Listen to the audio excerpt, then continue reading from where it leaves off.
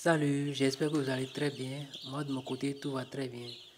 Je m'appelle Abdia, je suis promoteur de la ferme des AE ainsi que de cette chaîne.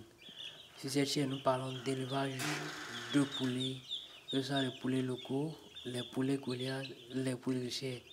Nous faisons également la reproduction des groupes 500.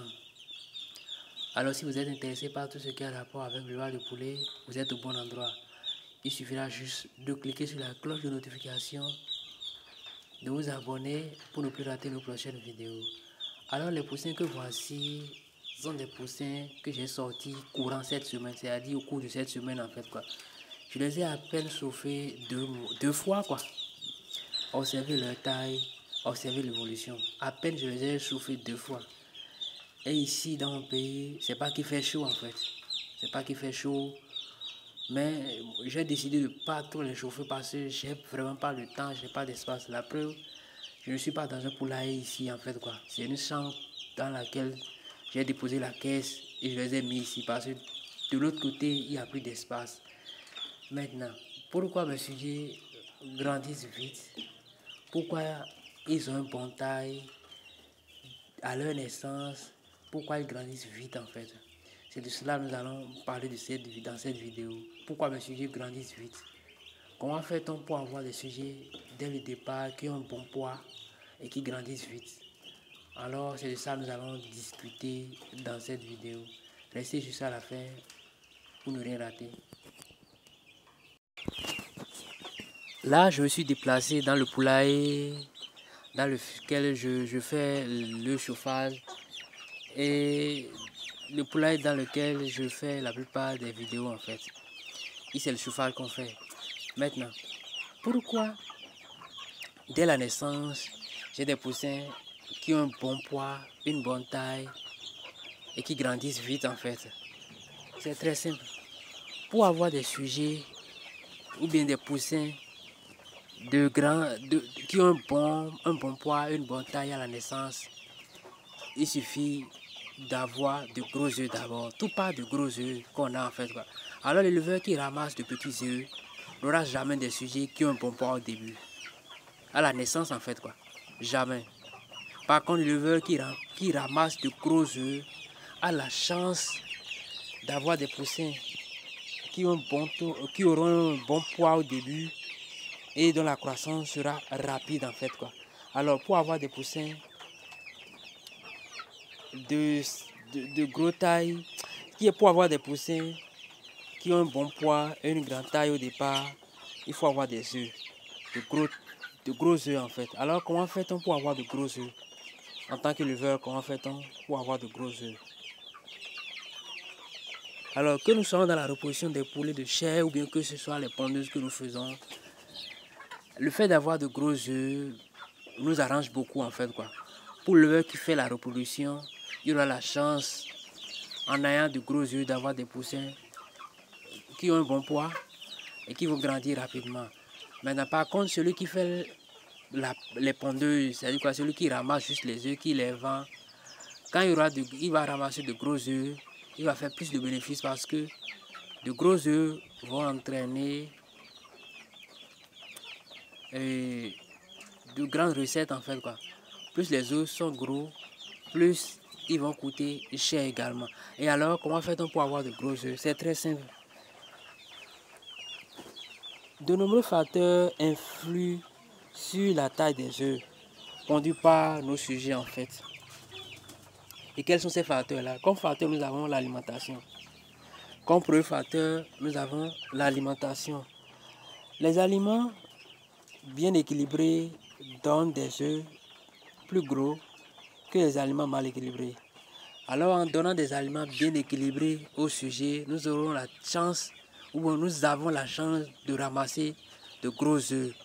Dès lors, il faut s'assurer de l'aliment qu'on est en train de donner au sujet. Est-ce que l'aliment est équilibré? Une alimentation équilibrée entraînera la ponte de gros œufs en fait quoi. À part cela, voilà un autre facteur le second facteur, comme second facteur, on peut dire la pénurie d'eau.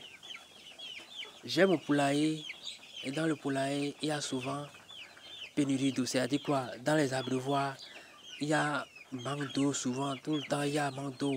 à des moments donnés, il y a des manques d'eau. C'est quoi? Dans les abreuvoirs, il n'y a plus d'eau. Et quand c'est comme ça entraîne la production de petits œufs également en fait quoi. Alors en tant que producteur, il faut s'assurer qu'on ait tout le temps l'eau en permanence dans les abreuvoirs. Cela facilitera également la ponte de gros œufs à la fin également. Alors comme troisième facteur, nous avons le niveau élevé de la protéine. Dans une alimentation dans laquelle il y a un taux de protéines élevé, forcément nous aurons de gros œufs.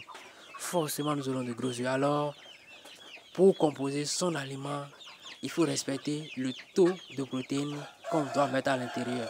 Une alimentation qui possède un taux de protéines élevé, le sujet aura la chance de donner de gros œufs également. Alors un autre facteur qui peut nous amener à avoir de gros œufs ou à ne pas avoir de gros œufs, comme un autre facteur, nous avons la température. Alors si nous sommes quelque part, il fait excessivement chaud, il faut savoir que d'abord les sujets ne vont pas beaucoup pondre d'abord, et la ponte, nous allons ramasser de petits œufs parce que la température influe également sur d'abord la quantité d'œufs et la taille d'œufs également, des œufs également quoi, la taille ou bien le poids des œufs. À part cela, nous avons l'éclairage. Normalement, les 17 heures d'éclairage suffisent pour n'importe quelle couche en fait, n'importe quelle souche de sujet veut dire, n'importe quelle race. Maintenant, quand nous dépassons ces 17 heures d'éclairage, c'est-à-dire quoi, quand nous augmentons le temps de lumière, ça peut entraîner chez les sujets en ponte une légère diminution de nombre d'œufs en fait quoi. Ça peut entraîner une légère diminution du nombre d'œufs. Maintenant, quand nous diminuons également le temps d'éclairage, ça peut nous amener à avoir un taux de ponte réduit. Ça peut nous amener à avoir un taux de ponte excessivement bas en fait. Alors ce sont là quelques facteurs qui influent sur la ponte de nos sujets en fait. Pour finir, qu'est-ce qu'il faut garder? Il est préférable à l'éleveur d'avoir de gros œufs chaque fois en fait, qu'il soit dans la reproduction ou bien qu'il fasse dans les œufs de table. Il est préférable qu'il ait de gros œufs. Cela lui permettra de rentabiliser peu importe de quel côté il se trouve alors. Alors, essayons de respecter, de corriger ces facteurs qui influent sur la taille des œufs pour pouvoir rentabiliser notre élevage. C'est l'information que j'ai à partager avec chacun de nous cet après-midi. Alors que Dieu bénisse chacun de nous. Abonnez-vous, cliquez sur la cloche de notification, partagez nos vidéos pour nous soutenir. Et cela va nous motiver à en faire plus de vidéos également. Alors, à la prochaine.